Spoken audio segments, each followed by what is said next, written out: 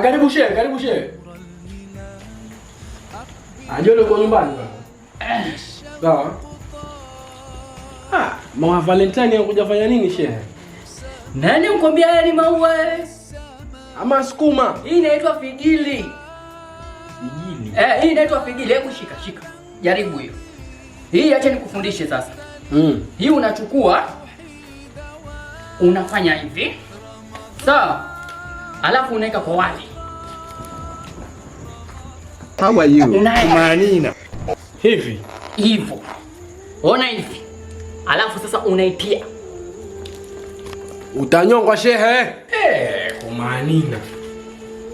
Mala kufuru. Ondoka na sukuma lako. Toka. Toka na sukuma lako ko. Figili. Tana figili kama figili ukeo.